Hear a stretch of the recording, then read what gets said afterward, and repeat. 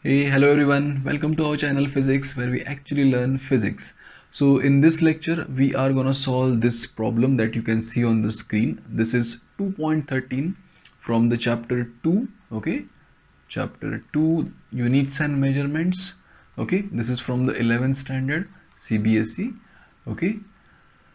So we'll solve this problem. In this same playlist, you can find out all the problems solved. Okay, all the concepts from this same chapter can be seen in this. Okay, in this same playlist. So please go and check all the videos if you have not checked them. Okay, so let's start. Let's solve this. So the question reads like this. A physical quantity P is related to four observables A, B, C and D as follows. So here you can see that there is a physical quantity P which has been related to A, B, C and D in this manner. Okay, so this is the relation between these four quantities. Okay, four quantities, and this is equal to P. Okay. Now the question is, the percentage errors of measurement in A, B, C and D are 1%, 3%, 4% and 2%. Okay, respectively. So we can write here percentage error. Okay, error in A is how much? It is just 1%. Then the percentage error in B is how much? It is just 3%.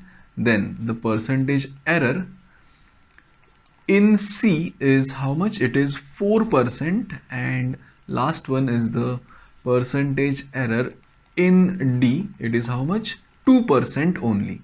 Okay, now the question is, what is, okay, look at this question is, what is the percentage error in the quantity P? Okay, you can see here that there are four quantities, 1, 2, 3 and 4. All these are possessing some error in themselves. How much percent? That is given over here, you can check. Okay, so because of these errors in these quantities, okay, this result, that is this P, would also have some error, isn't it? Because this error from these quantities will propagate from them to the answer. Okay, this is called as combination of errors, or it is also called as propagation of errors. Okay, so if you have checked that video on propagation of errors or the combination of errors, you will understand this. Please go and check that in the same playlist. Okay, now, okay, so we have to find out this percentage error. Okay, we have to find out this percentage error in P, as well as, look at this, if the value of P calculated using the above relation turns out to be 3.763, that means suppose we get the value of P equal to this.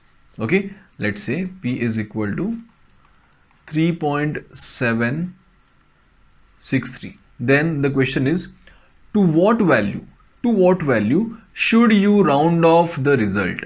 That means this number should be rounded off to how many number of digits? Okay, how many digits should be retained over here? Here you can see there are 4 digits. Out of these 4 digits, how many digits should be retained over here? That is the question that is being asked.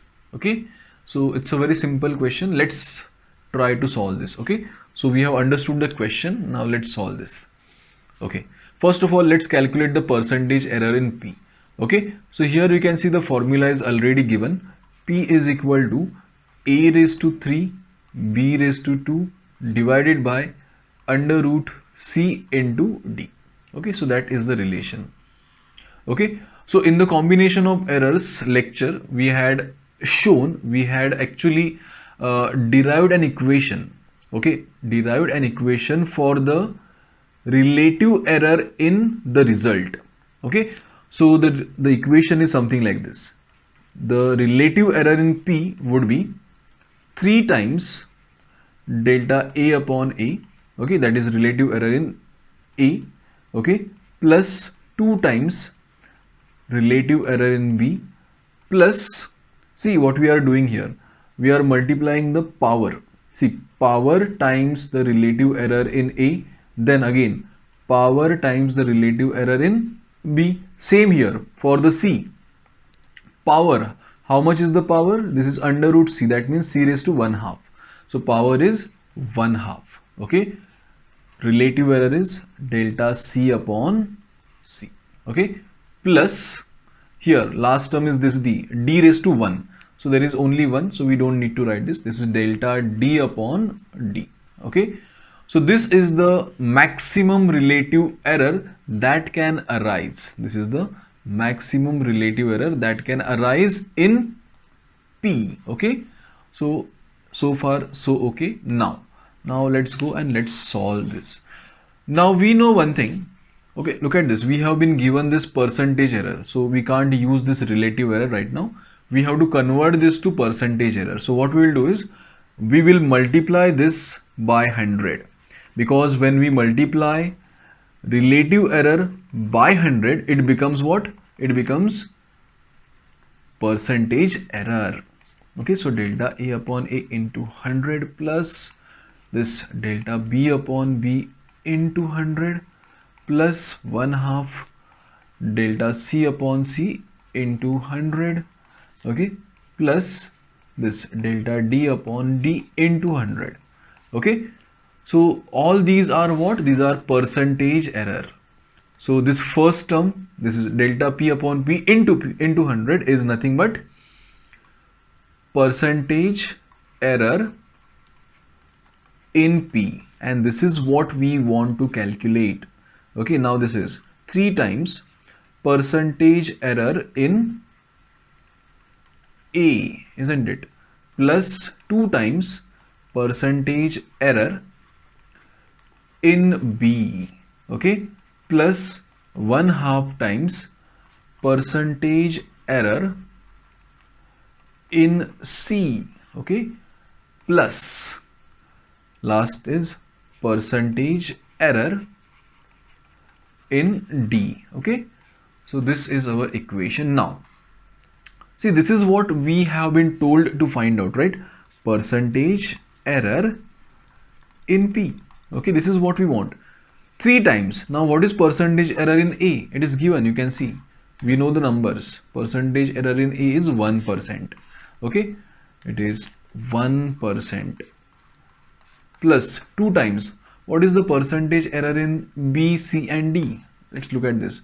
B, it is 3%, C, it is 4 and it is 2. 3, 4, 2. So let's write all these numbers. Okay, so it is 3. Okay, plus 1/2 percentage error in C is how much? 4% plus the last one is 2%. Okay, so let's add all these numbers. So this is 3% plus 2 times 3% is 6% plus 1/2 times 4 is 2 plus this is 2%. So the total for this would be 13%. So percentage error, okay, in P is how much? This much. Okay, 13%. Okay, now what does this mean?